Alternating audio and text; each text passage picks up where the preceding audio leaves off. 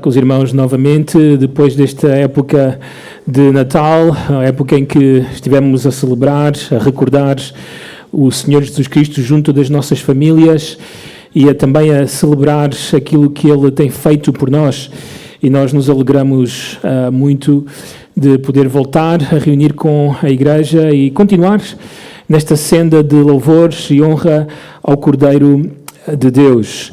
Vejo que alguns estão um pouco mais redondinhos, então tratou-vos bem este Natal e estamos gratos também a Deus por esse tempo de comunhão que certamente tivemos com as nossas famílias e também muitos aqui da igreja estiveram juntos e isso também é um motivo de louvor a Deus.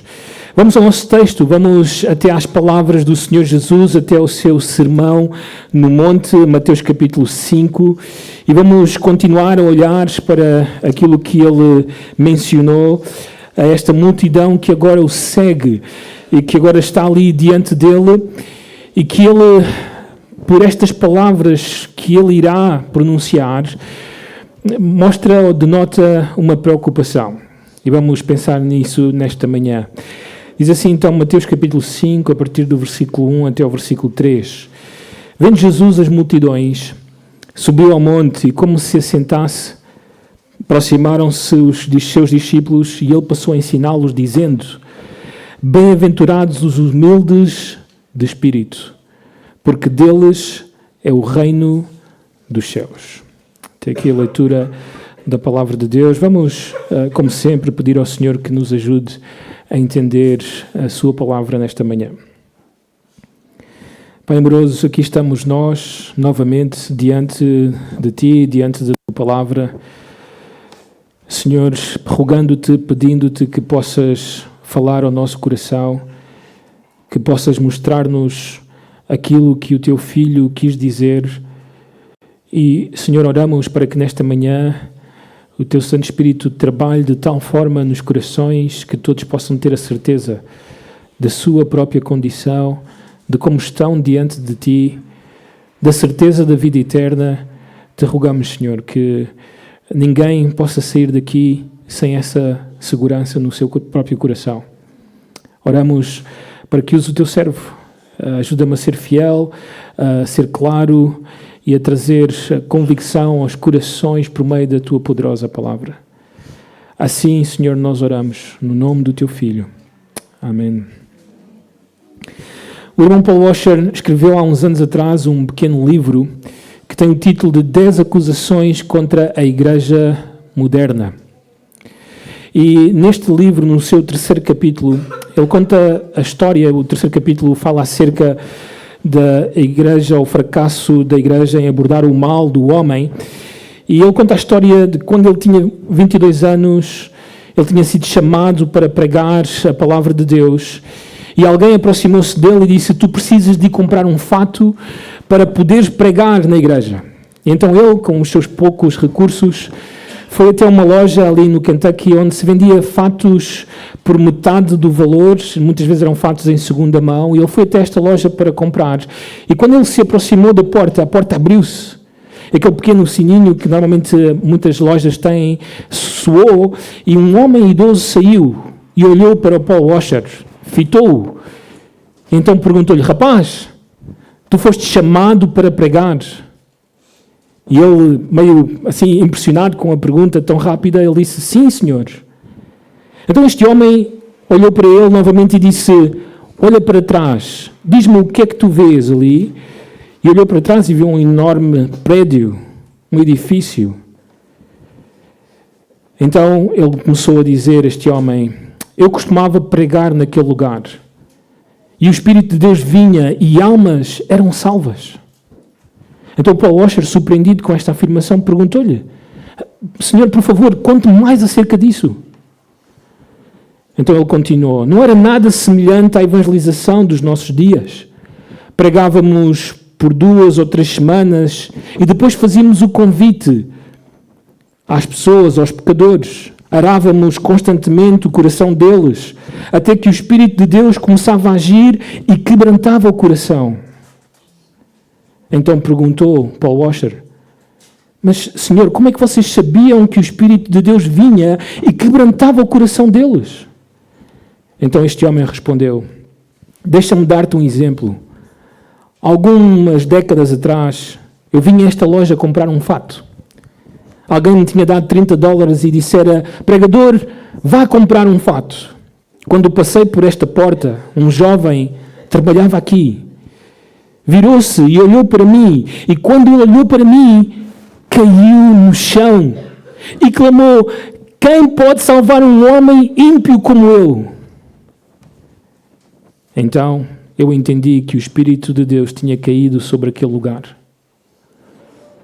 Então este homem afirmou: hoje apenas chegamos e falamos com os pecadores, fazemos 3 perguntas e depois lhes perguntamos se querem fazer uma oração e pedir que Jesus entre nos seus corações. Fazemos um filho do inferno 2 vezes.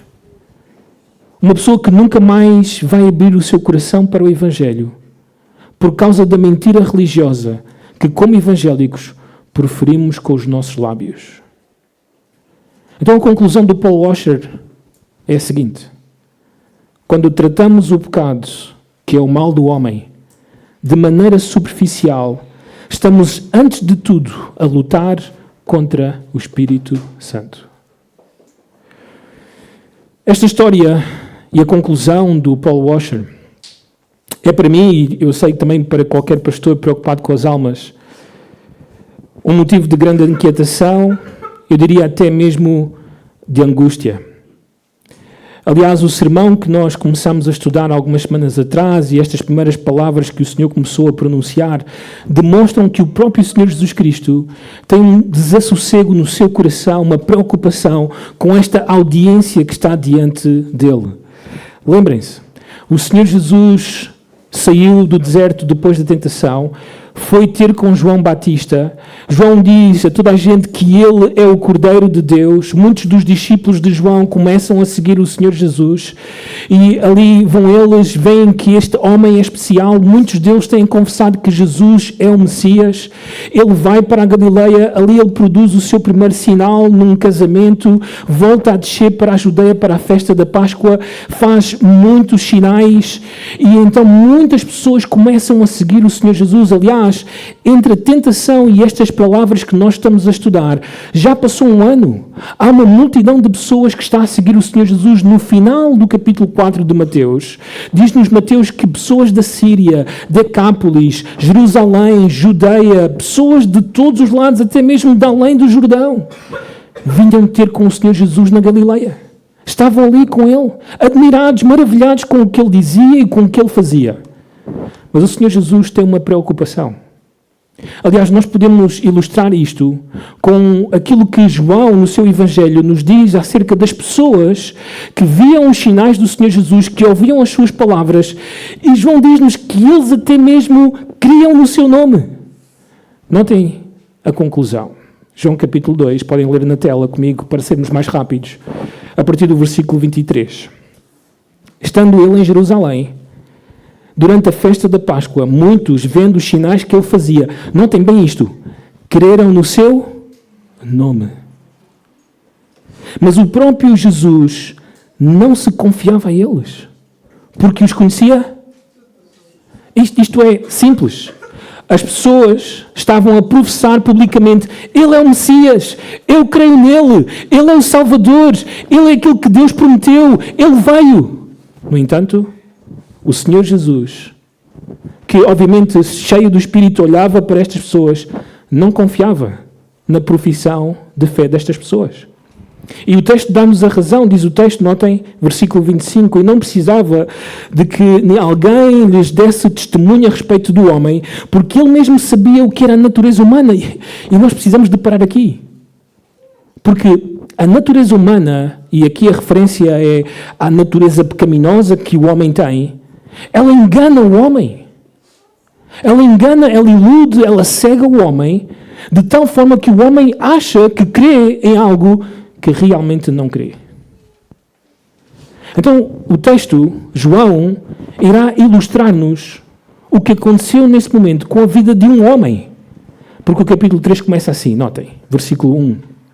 Havia entre os fariseus um homem chamado Nicodemos, um dos principais dos judeus, um homem muito importante, um homem religioso, um doutor da lei, alguém que conhecia bem o Antigo Testamento.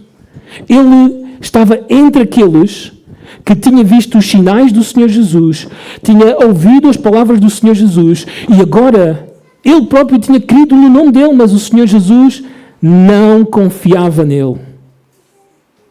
Então notem, diz o texto, este de noite foi ter com Jesus e lhe disse, Rabi, sabemos que és mestre vindo da parte de Deus, porque ninguém pode fazer estes sinais que tu fazes se Deus não estiver com ele.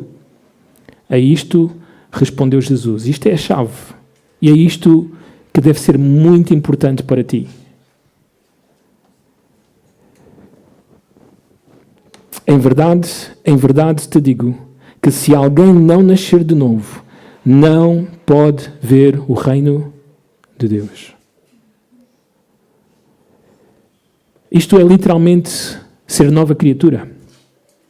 Isto é literalmente ressuscitar dos mortos. É isto que o Senhor Jesus está a dizer.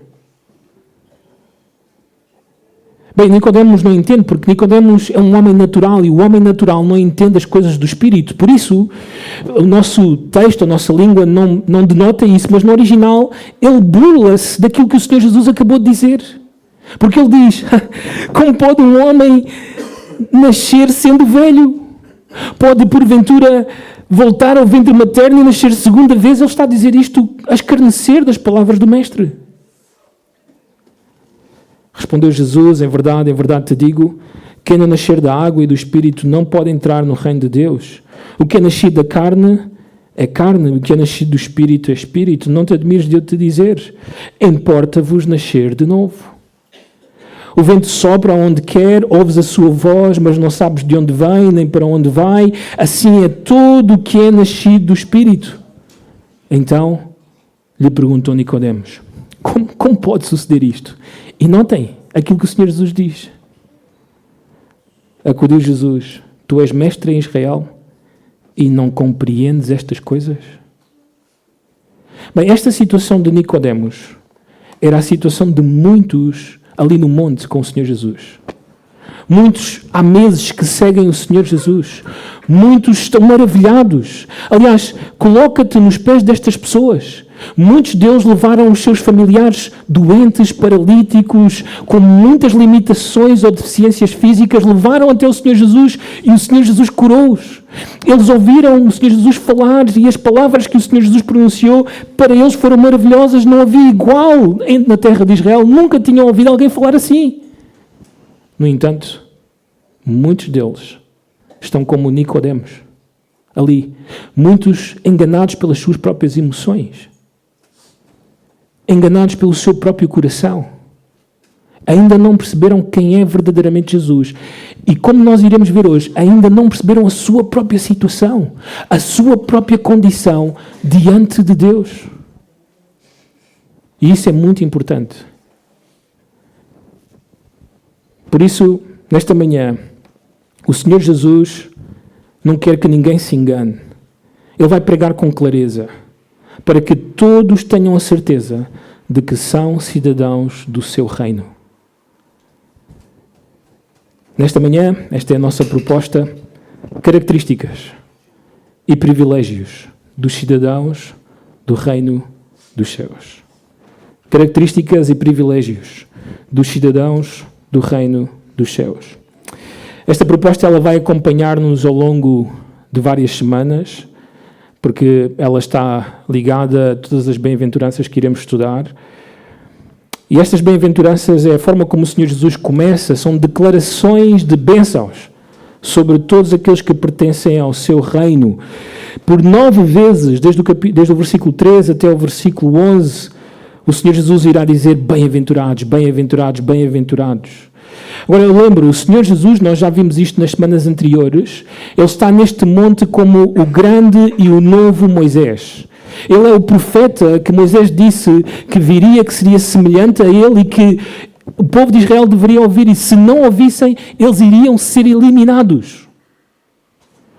E é interessante, até mesmo na forma como o Senhor Jesus começa, há uma analogia, há uma comparação com aquilo que foi o discurso final de Moisés diante do povo de Israel. Em Deuteronômio capítulo 33, versículo 29, notem as palavras de Moisés. Como és feliz, Israel. Em outras palavras, como és bem-aventurado, Israel. Quem é como tu? Povo salvo pelo Senhor, escudo que te socorre, espada que te dá alteza. Assim os teus inimigos te serão sujeitos e tu pisarás os seus altos. Então, quando Moisés está prestes a partir, ele relembra a esta geração que vai entrar na Terra Prometida que eles são bem-aventurados, que eles são felizes. E agora, o grande e novo Moisés está aqui diante de Israel e ele está a dizer a eles como és bem-aventurado, cidadão do reino. Como és feliz, cidadão do reino. E porque há uma ênfase, uma repetição constante, bem-aventurados, bem-aventurados, bem-aventurados.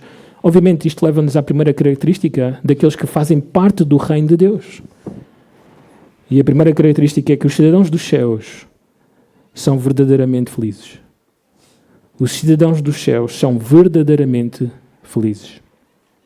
Esta palavra que aparece aqui como bem-aventurados, ela pode ser traduzida realmente como feliz. Obviamente, o Senhor Jesus está a usar um termo que é bem conhecido no Antigo Testamento, nos Salmos principalmente. Lembram-se, o Salmo 1 começa dessa forma: bem-aventurado o varão ou o homem.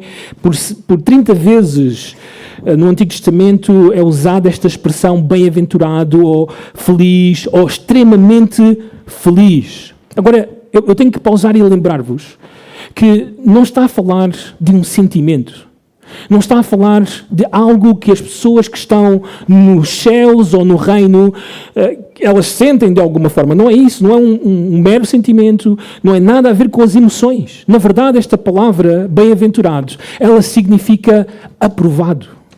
Ou alguém que alcançou aprovação. Ou alguém que foi abençoado.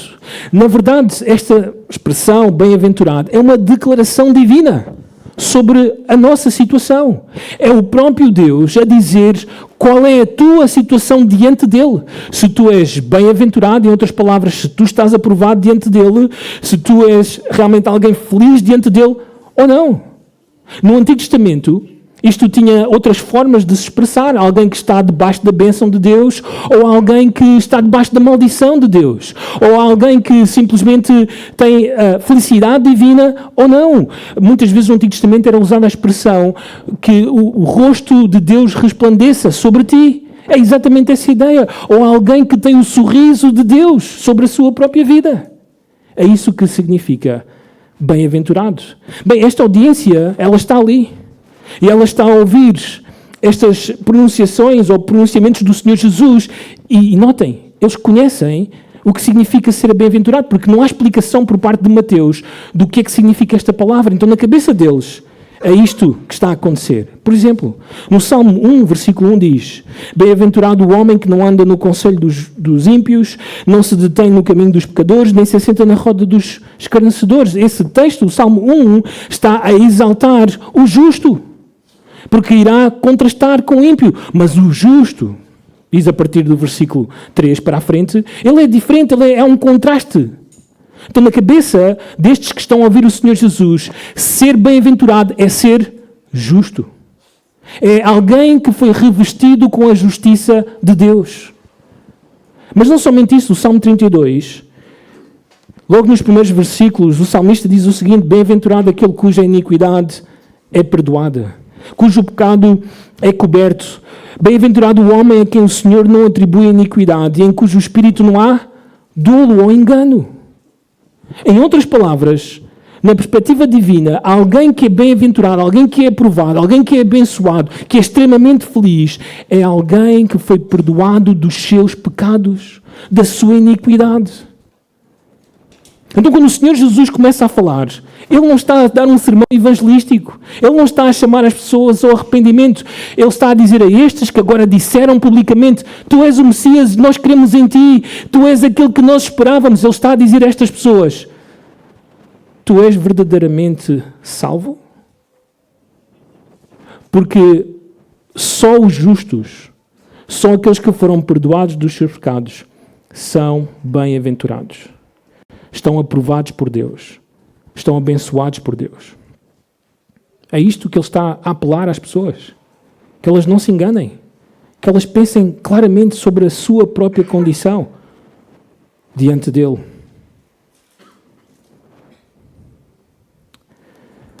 A bênção aqui em Mateus é simplesmente a verdadeira comunhão com Deus. Esta bem-aventurança ou esta aprovação é um contraste com aqueles que têm comunhão com uma religião. Esta bem-aventurança, esta aprovação de Deus, é daqueles que estão dentro da aliança. Esta expressão, vós sereis o meu povo, eu serei o vosso Deus, é a vida deles, é o que eles são. Em contraste com aqueles que meramente se acham descendentes de Abraão. Isto significa ter um relacionamento correto com Deus, desfrutar de quem Ele é, viver dentro da sua vontade. Agora é importante salientar que Jesus, ao descrever as bem-aventuranças, Ele não diz que isto é algo que eu e tu devemos fazer. Ao contrário, isto são bênçãos que já pertencem a todos aqueles que manifestam as marcas do reino de Deus. Em outras palavras, as bem-aventuranças é o reconhecimento do que somos na presença de Deus. E só aí, na presença dele, é que eu e tu somos o que somos. Não podemos esconder nada. É o que somos realmente. Paulo tinha esta preocupação porque ele olhava para uma das suas igrejas queridas, a igreja de Corinto, e ele não via estas marcas nestes irmãos. Ele estava preocupado com a situação deles, de tal forma que no final da sua última carta, esta é a 4ª carta que ele envia, na nossa Bíblia, a 2ª carta aos Coríntios, e ele tem esta preocupação. Notem como é que ele termina. Examinai-vos a vós mesmos, se realmente estáis na fé. Provai-vos a vós mesmos, ou não reconheceis que Jesus Cristo está em vós? Se não é que já estáis o quê? Reprovados, sem bem-aventurança, sem a verdadeira felicidade, sem a bênção de Deus. Mas espero reconheçais que não somos reprovados. Antes de fechar este ponto, permitam-me insistir nisto. Ao longo dos anos, tenho observado que até mesmo aqueles que estão convencidos da sua salvação dentro da igreja, eles tentam mostrar ou aparentar felicidade ou bem-aventurança. Esta preocupação, por exemplo, estava com este famoso autor, pastor John Blanchard. Ele disse o seguinte, ele observou mesmo na sua igreja, ele disse o seguinte: o homem pode estar satisfeito sem ser santificado, contente sem ser convertido e feliz sem ser santo. A felicidade superficial sem a santidade espiritual é um dos principais produtos de exportação do inferno. Mas a verdadeira felicidade, ela vem somente de Deus. E o segredo para ter esta bem-aventurança, esta aprovação, está na característica seguinte. A nossa segunda característica. Os cidadãos dos céus são humildes de espírito. Os cidadãos dos céus são humildes de espírito. Diz assim o versículo 3 de Mateus 5, bem-aventurados os humildes de espírito, porque deles é o reino dos céus. Agora, a nossa tradução, a minha tradução, a ARA, coloca a palavra humildes porque eles estão a tentar fugir da ideia que a Igreja Católica Romana passou durante muitos anos para os seus ouvintes, que a pobreza é, em si, aquilo que precisamos para sermos cidadãos do reino.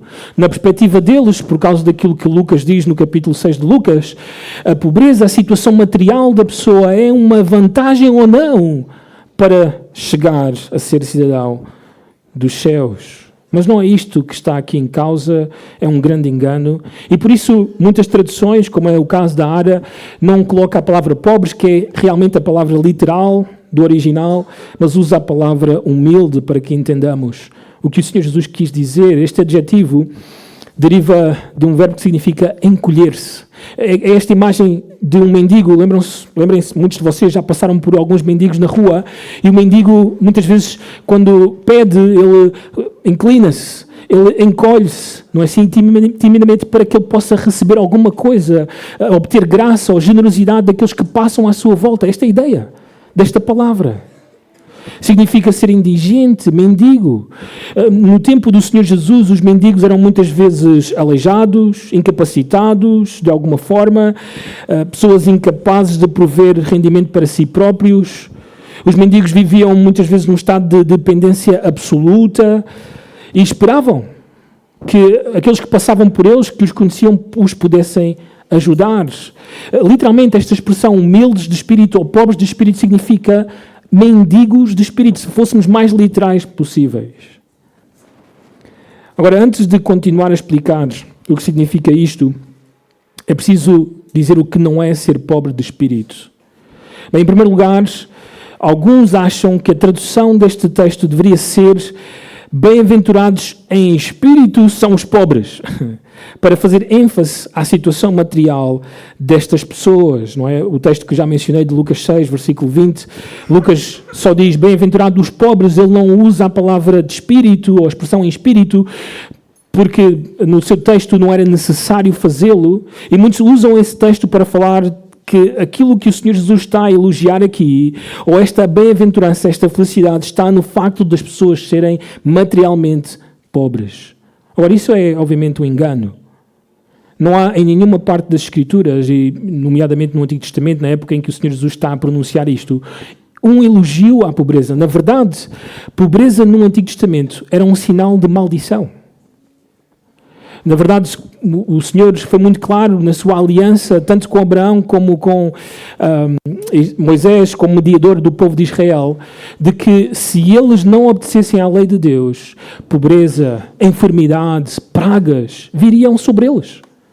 Então, muitas vezes, até mesmo na época em que o Senhor Jesus está, aquilo que está acontecendo na nação é um reflexo da rebeldia, da desobediência da nação para com a lei de Deus. E por isso eles sofriam daquela forma. Então, em nenhum momento a pobreza é elogiada. Aquilo que nós vemos muitas vezes no Antigo Testamento é o chamado de Deus às pessoas que são ricas, às pessoas que têm posses, a ajudar aqueles que estão em pobreza. Mas em nenhum momento há mérito ou vantagem na pobreza. A pobreza não serve de garantia para a espiritualidade. Quantos pobres, muitas vezes nós ouvimos dizer: se eu tivesse o dinheiro, se eu tivesse aquela quantia, se eu ganhasse o euro milhões. Assim, este tipo de frases não reflete nenhuma espiritualidade. Não reflete aquilo que o Senhor Jesus está aqui a dizer. Pobreza de espírito. Ou ser mendigo de espírito. Muitas vezes os pobres, eles invejam os ricos. Eles querem ser como. Não estão satisfeitos com a sua situação, contentes. Isto não reflete em nenhuma forma um estado espiritual correto diante de Deus. Também pobreza de espírito não significa alguém que é tímido, alguém que é introvertido, alguém que é pacato, alguém que é meio calado, reservado, uma pessoa que não gosta muito de dar nas vistas. Muitas vezes nós elogiamos este tipo de pessoas. Ele é tranquilo ou ela é tranquila, pacato, não é uma pessoa que gosta de mostrar-se, é muito serviçal e tal. E isto até pode ser uma coisa boa, mas não é o que o Senhor tem aqui em vista. Não é esse tipo de atitude. Não é isto que significa ser pobre de espírito. Alguns também acham que esta pobreza de espírito, e é interessante, na semana passada tive esta conversa com um casal que veio de um contexto onde se pregava a teologia da prosperidade, e eles contavam-me que a família deles, os pais venderam coisas que eles tinham, a sua própria casa, e entregaram o dinheiro à igreja, aos pastores dessa igreja, para que eles tivessem alguma vantagem, ou algum lugar, alguma coisa de especial no reino de Deus. Não é isto que significa ser pobreza, não é um chamado a vender tudo o que nós temos e dar ao Senhor, não é isso. Aquilo que está aqui em causa, nós podíamos entender como a imagem que o Senhor quer criar. Por exemplo, no Salmo 34, versículo 6, a expressão pobreza de espírito pode ser entendido como aflito. E o aflito, nesse texto, ele clama ao Senhor, o Senhor o ouve e o salva. Esta é a imagem que o Senhor está a tentar criar naqueles que o ouvem. No Salmo 40, versículo 17, pode ser descrito como o pobre necessitado. E ele pede aos senhores para que se lembre dele e o salve. Em muitas outras passagens, ser pobre é ser fraco, ser necessitado, ser destituído, impossibilitado de proteger-se, de salvar-se a si mesmo. Então, os pobres são necessitados e os cativos que buscam a Deus como único refúgio e salvação. Eles são, se eles se reconhecem como tais, os arruinados deste mundo, confiando somente no Senhor como única esperança de proteção e libertação. Esta é a imagem que o Senhor Jesus usa ou quer criar quando acrescenta o termo em espírito ou de espírito. Então aqui temos a ideia, isto podia ser a tradução, bem-aventurados os pobres mendigos em espírito, ou bem-aventurados aqueles que são tão desesperadamente pobres em seus recursos espirituais que eles percebem que devem ter ajuda de fontes externas. Então, pobreza de espírito é o reconhecimento pessoal de uma falência espiritual. É a consciência e a admissão de que somos totalmente pecadores e sem as virtudes morais adequadas que nos dá a recomendação a Deus. John Wesley, famoso pregador, disse o seguinte sobre este texto. Ele tem um profundo senso de repugnante lepra do pecado, que trouxe consigo do ventre de sua mãe, que cobre toda a sua alma e corrompe totalmente todos os seus poderes e faculdades. Esta é a perspectiva do que significa ser pobre de espírito. É o reconhecimento da nossa indignidade moral. Os pobres de espírito veem-se a si mesmo como espiritualmente necessitados. O Dr. Hughes, ele diz o seguinte sobre isto. A minha versão favorita do versículo é: bem-aventurados os que compreendem que não têm nada em si mesmos que os recomende a Deus, porque deles é o reino dos céus. Então, temos que parar aqui e pensar se é isto que eu penso sobre mim mesmo. Se eu entendo que eu cheguei até Deus e eu disse a Deus, Deus, eu não tenho nada. Não há nada em mim. Não há nada que eu possa fazer. Não há nada que eu possa produzir. Não há nada que eu possa trazer para dar-te. Tu não tens nada para oferecer a Deus. Eu não tenho nada para dar a Deus. Deus não tem necessidade de nada e nós, pecadores, a única coisa que nós acrescentamos é pecado. Não há nenhuma virtude. Não há nada. E é isto que tu precisas de crer sobre ti mesmo. Se não creres isto, então tu não és um pobre de espírito e não podes entrar no reino. O Senhor Jesus ilustrou isto. Usou uma parábola, notem. Lucas 18, versículos 9 até o 14. Propôs também esta parábola a alguns que confiavam em si mesmos, por se considerarem justos e desprezavam os outros. Isto é o que aconteceu. O Senhor Jesus olhava a multidão que o seguia e ele via muitas pessoas eram assim. Confiam em si mesmos. Sempre olham para o que está ao lado e dizem, eu sou melhor do que isto. Certamente Deus me aceitará, Deus me aprovará, porque eu sou muito melhor do que este. E nunca percebem que eles, todos nós, estamos diante de Deus abaixo do zero. Não temos nada. Estamos em bancarrota. Versículo 10. 2 homens subiram ao templo com o propósito de orar. Um fariseu e o outro publicano. Os fariseus eram aqueles que cumpriam a lei, aqueles que tentavam fazer de tudo para obter o favor de Deus. O publicano era pior do que uma prostituta. Era a pessoa mais vil da sociedade israelita. Era um traidor da nação. Estava totalmente fora da sinagoga, fora da comunidade. Este era o publicano. O fariseu, posto em pé, orava de si para si mesmo.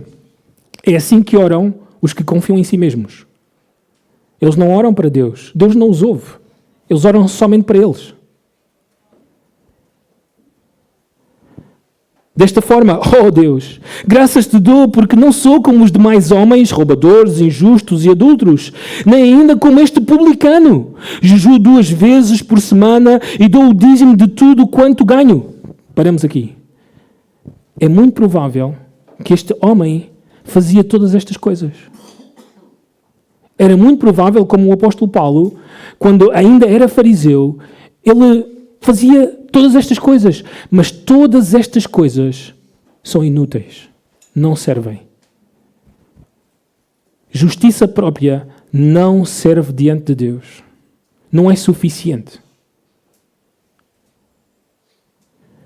Versículo 13. O publicano, estando em pé, longe, não ousava nem ainda levantar os olhos ao céu, mas batia no peito, dizendo: oh Deus, sê propício a mim, pecador. Digo-vos que este desceu justificado para a sua casa, e não aquele. Porque todo o que se exalta será humilhado, mas o que se humilha será exaltado. A pessoa que se humilha é o pobre de espírito. Este é o publicano nesta história. Só esperava a misericórdia, a compaixão, a graça de Deus. No Antigo Testamento, muitos homens tinham esta atitude, muitos homens de Deus. Um exemplo disto era o rei Davi, que foi o maior rei de Israel, riquíssimo, um homem muito abençoado por Deus, mas notem como ele nunca perdeu de vista a sua própria condição, a sua própria situação.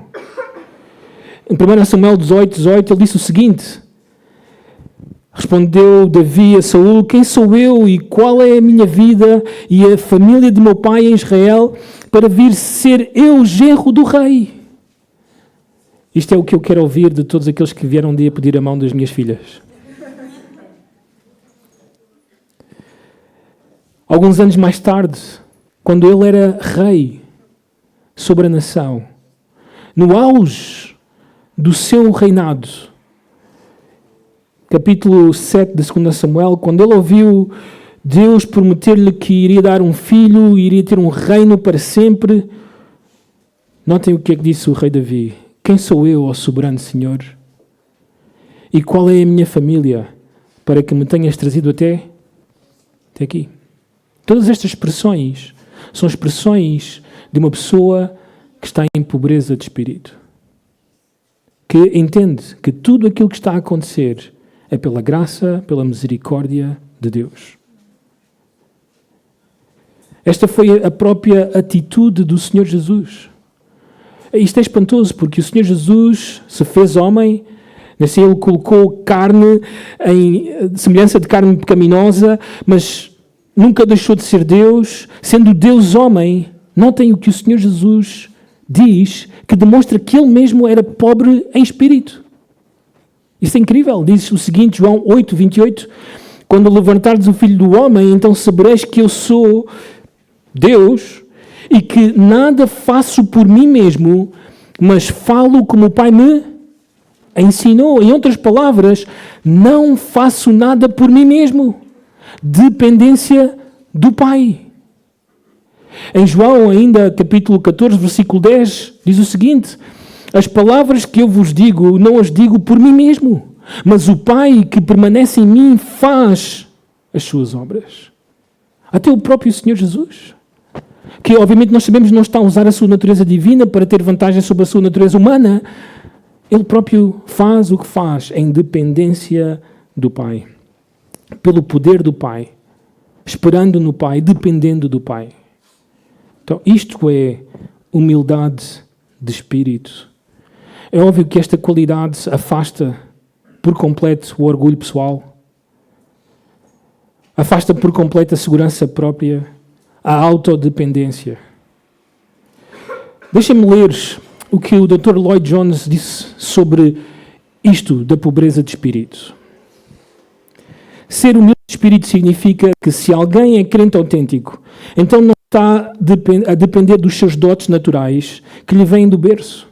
Os humildes de espírito não dependem do facto que pertencem a determinadas famílias. Não se vangloriam de pertencer a certas etnias ou nacionalidades.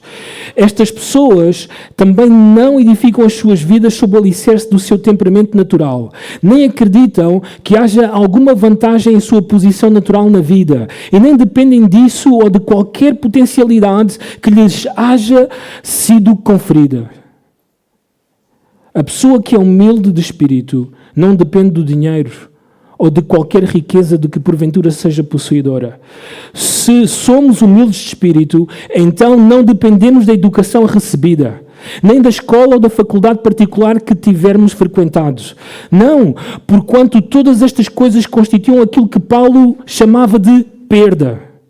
Não, pois estas coisas serviam a Paulo apenas de empecilhos para maiores realizações, visto que elas tendiam por dominá-lo e controlá-lo. Por semelhante modo, não dependeremos de qualquer dote natural de personalidade, de inteligência ou de habilidade geral ou particular. Não dependeremos por igual modo da nossa própria moralidade, conduta ou bom comportamento.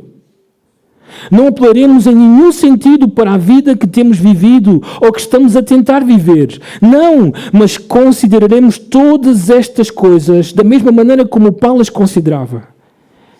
É nisso que consiste a humildade de espírito.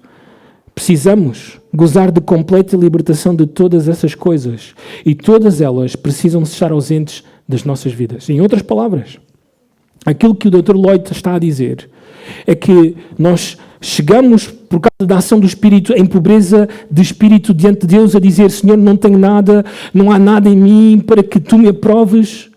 E uma vez que o Senhor nos dá a Sua aprovação, a Sua salvação, a Sua bênção, nós continuamos a ser pobres de Espírito. Nada mudou. Continuamos dependentes dEle. Precisamos dEle, do Seu Espírito, da Sua palavra, da Sua igreja, dos Seus dons, das Suas dádivas.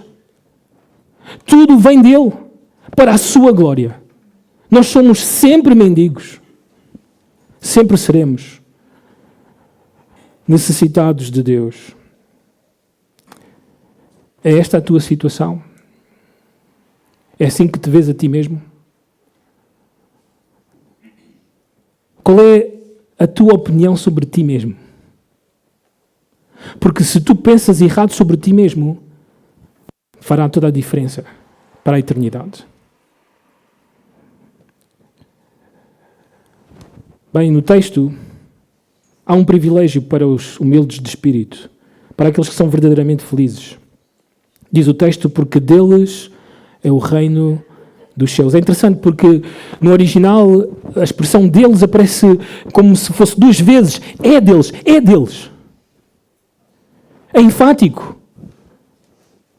O que está a dizer é que somente os pobres de espírito têm o reino dos céus. Só eles é que irão habitar no reino de Deus. Só eles estarão lá. Não há lugar para mais nenhum, a não ser para os pobres de espírito. Este é o privilégio. E porque é deles, está no presente, está garantido. É real. Já não escapará das mãos deles.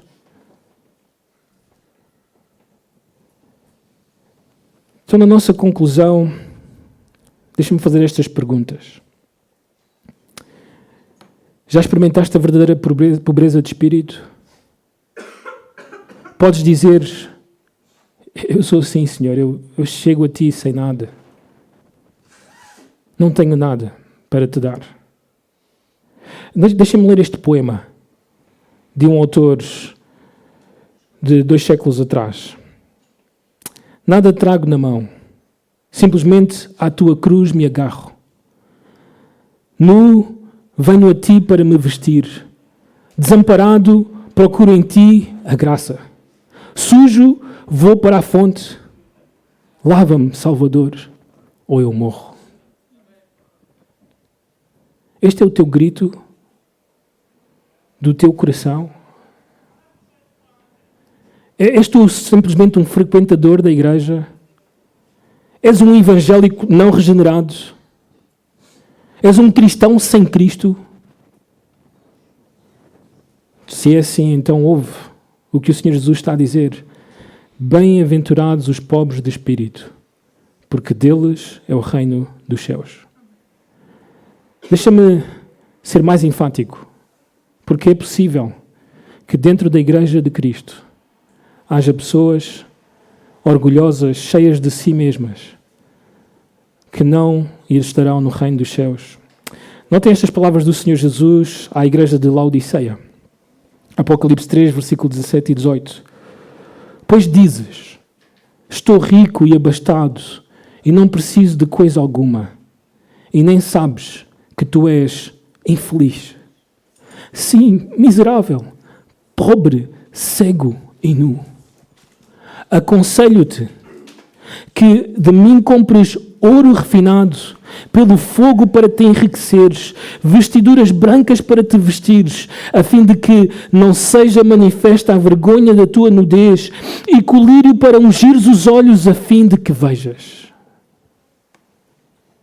Isto eram pessoas que estavam dentro da igreja, mas totalmente perdidas. No seu orgulho, na jactância, na soberba, sem perceberem da sua real situação. Não conheço todos os que estão aqui presentes, não sei a situação de todos. Sei que alguns, pela graça do Senhor, têm dito: oh Deus, eu sou pobre, não tenho nada, salva-me, socorre-me. Vem a mim, dá-me da tua salvação, veste-me com a tua justiça. Mas há muitos que continuam presos nas suas obras, na sua justiça própria, e não se arrependem dessas obras mortas. É assim que a Bíblia chama a tua justiça e a minha própria justiça. Obras mortas, não servem para Deus. Arrepende disso e vai a Cristo. Porque só Ele tem a justiça, só Ele tem a vida, só Ele tem a obediência, e Ele morreu pelo teu pecado, carregou a tua miséria, pagou o preço por ti naquela cruz, foi sepultado, ressuscitou ao terceiro dia. Todo aquele que crê nisto tem a vida eterna e será um cidadão do reino. Esta é a esperança. O que é que tu vais fazer? Vamos orar. Pai amoroso, nós te louvamos, te agradecemos pela tua palavra, pela tua verdade. Que ela, como espada, penetre os corações e que leve aquele que hoje, ou aquela que hoje entende e vê a sua própria pobreza, a sua miséria, o seu pecado, de como falhou contra ti, de como pecou contra ti, como é digno do inferno. Senhor, que esta pessoa chegue ao arrependimento e à fé no Senhor Jesus, o único perfeito, o único justo, o único que sempre cumpriu com a tua lei, mas que tomou o nosso lugar, carregou o nosso pecado, morreu a nossa morte, ressuscitou para justificar a todo aquele que hoje se arrepende e crê. Oro, Senhor, para que seja esta manhã em que alguém clame para que tu, Senhor, possas vestir, salvar, reconciliar contigo mesmo.